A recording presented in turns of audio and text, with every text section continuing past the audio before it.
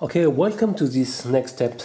Next step is dedicated to how to install the wire of the SWT ports. As I said previously, and according to this pinout diagram there, you will find the 2 wire over 3 of the SWT ports on pin 20 and pin 19. Okay, and the last one is the ground. We can be found, for example, in VDD, so for this one or different way. So the nice properties of such boards given by Double Toys, they provide to us SWT port. So for example, here the 3 pin there is the ground, the data, and the clock. So it means that if you plug your ST Link V2, okay, you just need to plug these 3 wires. So for example, as you can see, yes, you can read that the top is the clock, the second is the data, and the ground. So I will use my mini hook like this.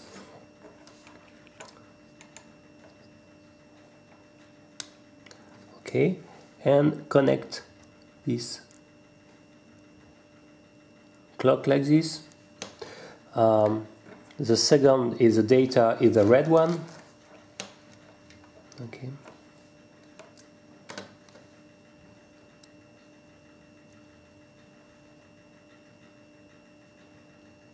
Okay, like this. And finally, the last one is the clock. So it's pretty easy.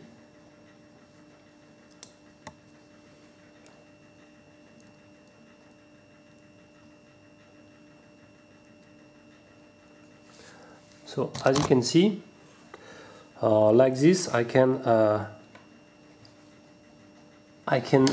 plug all the 3 wire required for the SWT ports. So now I will show how to proceed. So first, you need to plug the board. So I will need also a small battery. It should be somewhere. I took the battery there. Okay.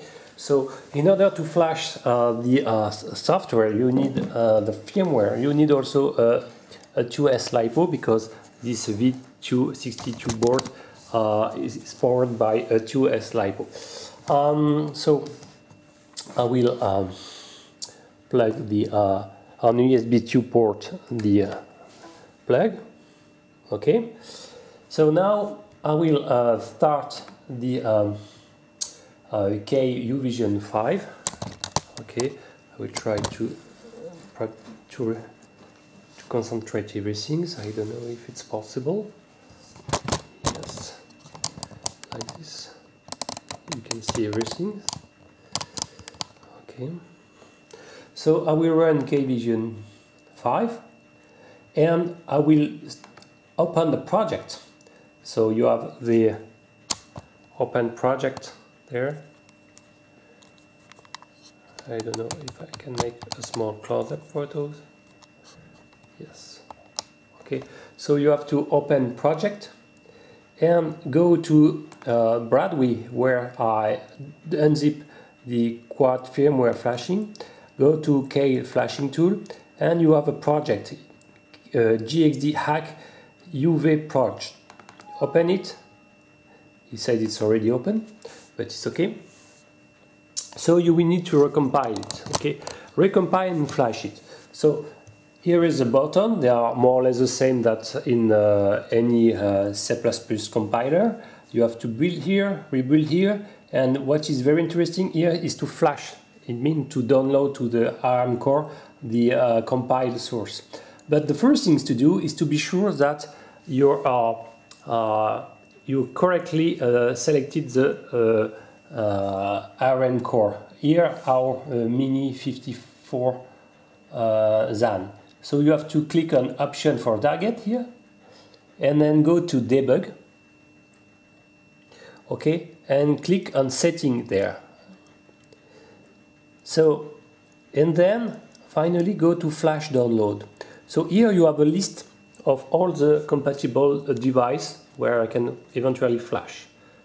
So I've got 3 of them, in fact 2 are common as the same, but by default you have the Mini 51, okay? So it's not, for the V262 it's not a Mini 51, it's a Mini 54. So what I will do is to remove the last 2, removed, okay, and to remove. If you are not present, how to do it? It's not complicated. You have to click on Add, and you will find this one in the list.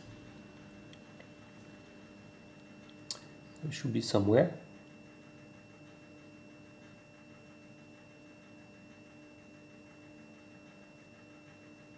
Okay, this is one, the M054 54, sorry, Flash AP.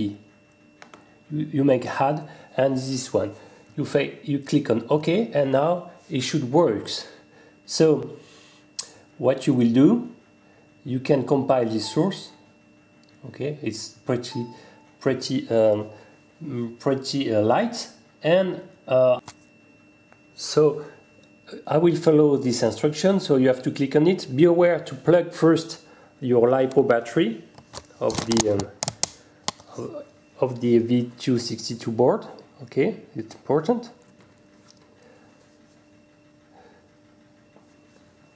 Okay, and when it's done, you return here. You can compile eventually the erase software and click on debug. Okay, and you will access to this. So here actually nothing happened, but you have to now to type this instruction here in the debug, in the command line, and you will have this small toolbox there appearing. Okay, I can make a zoom. So I entered exactly restart again. I enter exactly this command line. Totini.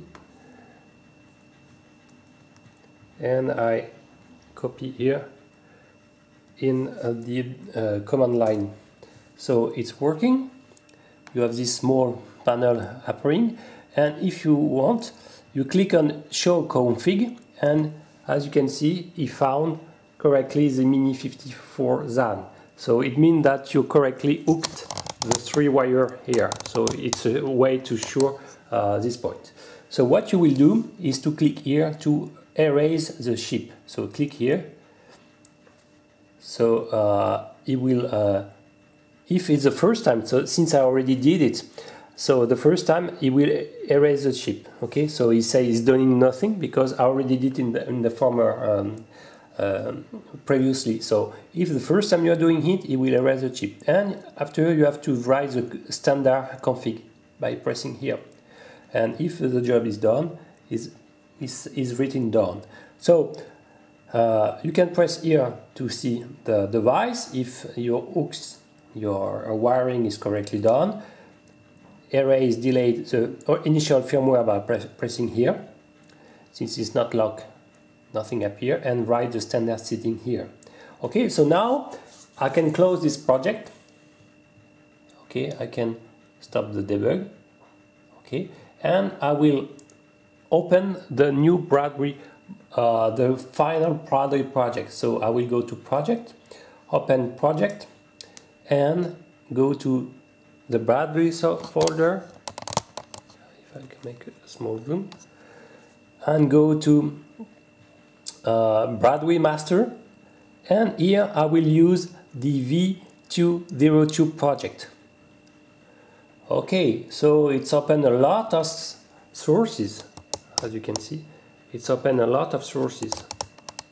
So in order to see in a real time through the FDDI serial converter, you need to click on apps. Okay, I will do as it was because I already opened. You click on apps and on Bradwii, for example, and to click on config v202. And this is this file. And what is very important in order to see in real time the future data is to go close to the 75 lines, and you have to copy or to write this line, define multi-week config serial port 0. Okay, so one is commented with 1, you uncomment it and write port 0. Okay, so when you done it, you have also to uncomment the serial 0 port baud to 115 to 100 baud. Okay, so it's very important, these two lines. You have this define multi-week config serial port 0 and define serial 0 baud to 115,200. Okay, so when it's done, you have to compile. So you click on the build, rebuild all.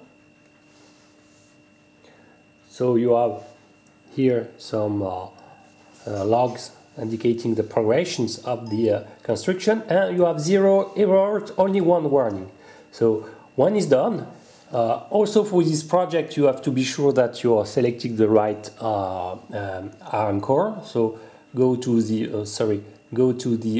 config here, go to debug, click on settings, and then flash download. Be sure that the Mini 50 ZAN is selected by the M054 16 kilobytes flash AP, device size 16 key, on-chip flash, and so on. Okay, so when it's done, if it's not, you have to add it and to delete the default one, which is Mini 51 ZAN. Okay, so add the erase step. So for me it's already selected. So I can now flash the software by clicking on this download button. So as you can see, it's programming actually. You have verification, 3-step, erase, update, and verification. So now Bradwii is updated to your board. So this is the second step to install Bradwii thanks to the SWD port. Okay, so quite easy. After installing the ST-Link drivers, you have to hook only 3 wires on the SWD port. The ground, located for my V262 more on the left, the data, the central one, and the clock, which is the third on the right pines. Okay, so when it's done, when you want to monitor now, it's in real time, the data will be the next video. So more dedicated to the FDDI's port.